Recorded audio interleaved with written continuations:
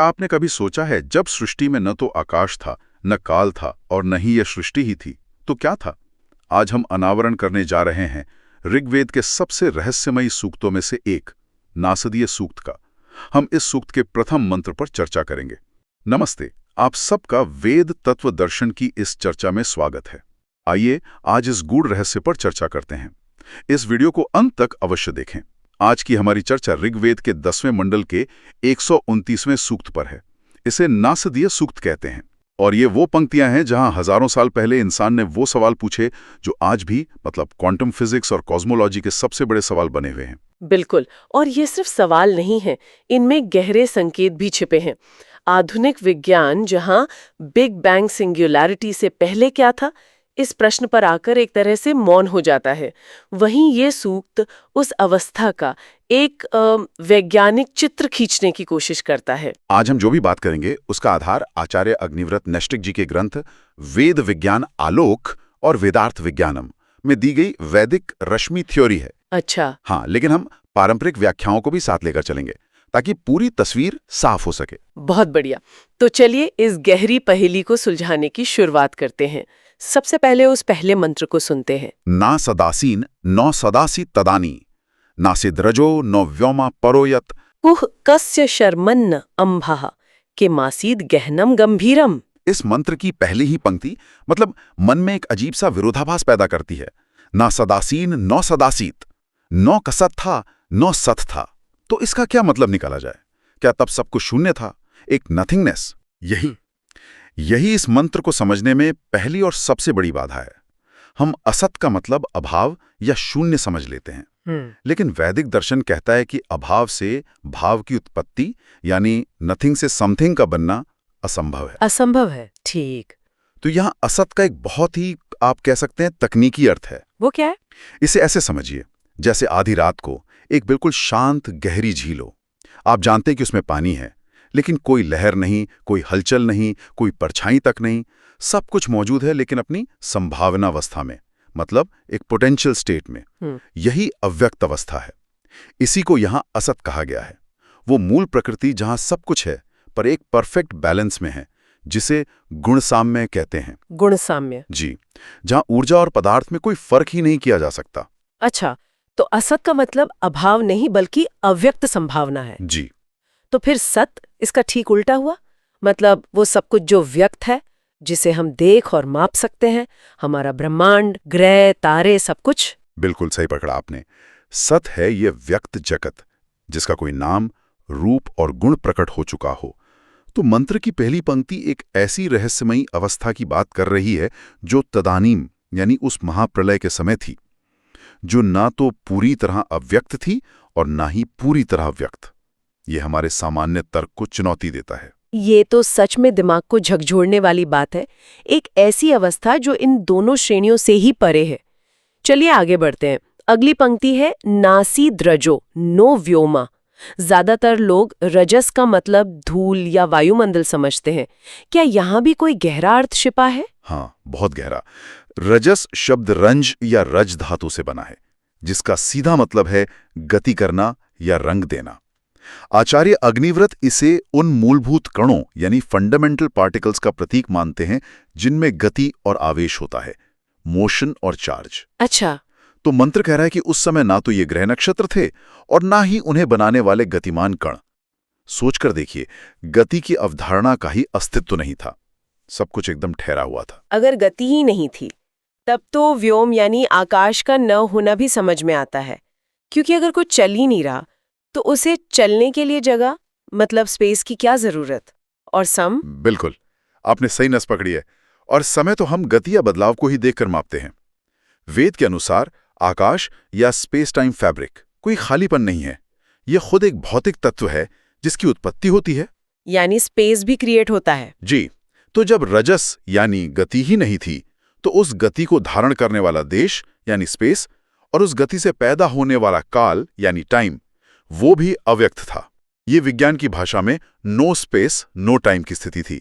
एक ऐसी स्थिति जिसकी हम कल्पना भी नहीं कर सकते। सच में बिना स्पेस और टाइम के किसी चीज की कल्पना करना ही नामुमकिन सा लगता है। और यहीं पर यह मंत्र एक नया मोड़ लेता है। ये जवाब देने की बजाय गहरे सवाल पूछना शुरू कर देता है। कीमा विरवः कुह कस्य शर्मन्। इन सवालों में क्या राज छिपा है? देखिए, ये सवाल सीधे सृष्टि के मूल कारण पर चोट करते हैं। पहला सवाल है किमा वरिवा, क्या आवरण कर रहा था? ये आ और वरिवा से बना है। इसका मतलब है बार बार या पूरी तरह से ढकना। सृष्टि की प्रक्रिया में एक तत्व दूसरे को ढकता है, जिससे नया तत्व बनता है। जैसे पानी भाप को ढककर बादल बनाता है। तो ऋषि पूछ रहा है कि जब कुछ था ही नहीं, तो वो पहला ढकने वाला कवरिंग एजेंट और ढकने वाली चीज कवर्ड ऑब्जेक्ट, ये द्वैत, ये डुअलिटी आई कहां से? और फिर अगला सवाल है कुह, यानी कहाँ। ये तो सीधा सीधा स्पेस के अस्तित्व पर ही सवाल उठा दिया। हाँ, जब स्पेस ही नहीं है तो कहाँ का सवाल ही बेमानी है। और तीसरा, शायद सबसे गहरा सवाल है कस्य शर्मन्, किसके आश्रय में? शर्मन का अर्थ है आधार, सहारा या सबस्ट्रेटम।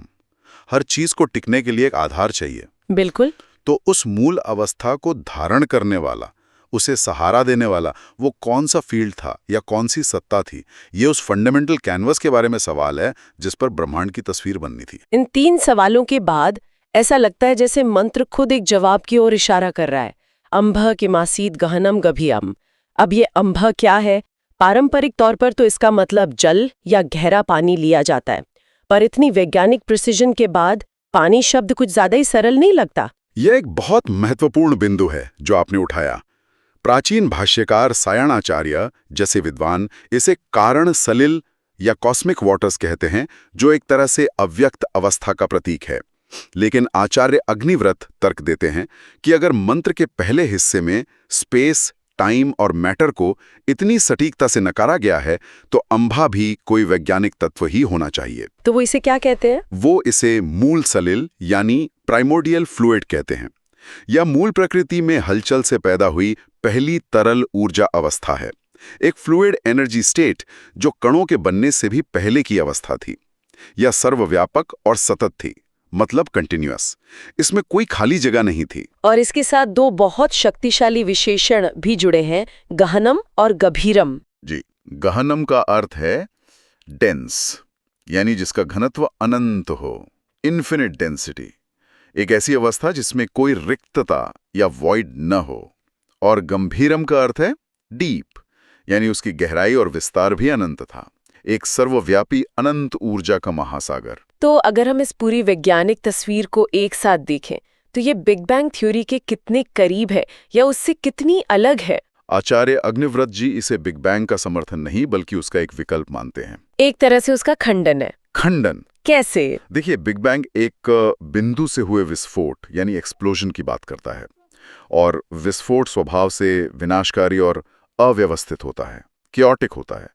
जबकि वेद एक सर्वव्यापी शांत सघन अंभ से सृष्टि के विकास की बात करता है, एक सुव्यवस्थित इवोल्यूशन की, विनाश की नहीं।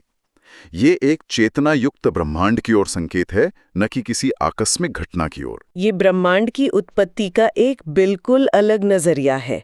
ये सोचना ही आकर्षक है कि ये ब्रह्मांडीय सिद्धांत जैसे गति का न होना या सहारे का न होना, ये एक रूपक की तरह भी हो सकते हैं।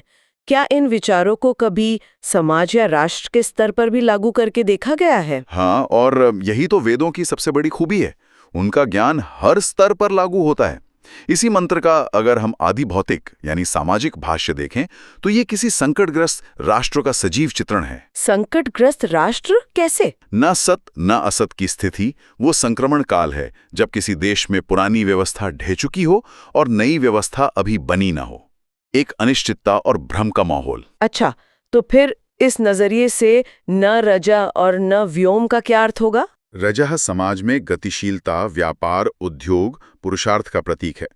तो न रजा का मतलब हुआ आर्थिक मंदी, इकोनॉमिक स्टैग्नेशन, जब विकास के पहिए रुक जाएं और समाज में अकर्मण्यता फैल जाए। और न व्योम का अर्थ है नागरिकों के लिए स्वतंत्रता, लिबर्टी और अवसरों, अपॉर्चुनिटी की कमी, एक ऐसा घुटन भरा माहौल जहां व्यक्ति अपनी प्रतिभा का विकास न कर सके।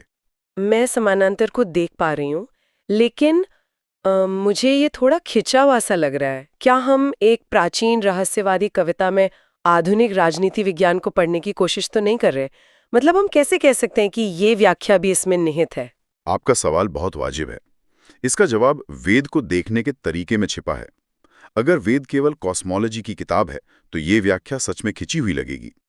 लेकिन अगर वेद, जैसा कि कई भारतीय विचारक मानते हैं, जीवन के सार्वभौमिक सिद्धांतों का ग्रंथ है, यूनिवर्सल प्रिंसिपल्स। जी, तो जो सिद्धांत ब्रह्मांड पर लागू होता है वही सिद्धांत उसके छोटे रूप यानी समाज और व्यक्ति पर भी लागू होगा। As above so below. तो केमावरीवह का सवाल बन जाता है, संकट के समय राष्ट्र को सुरक्षा का आवरण कौन देगा?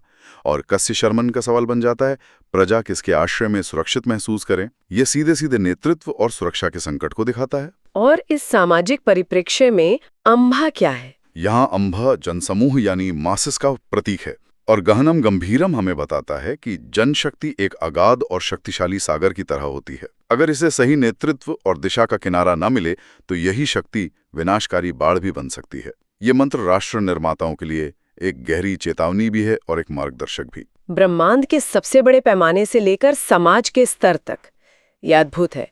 तो अब तार्किक रूप से अगला स्तर व्यक्ति का आता है। क्या ये मंत्र एक साधक की आंतरिक यात्रा का भी नक्शा है?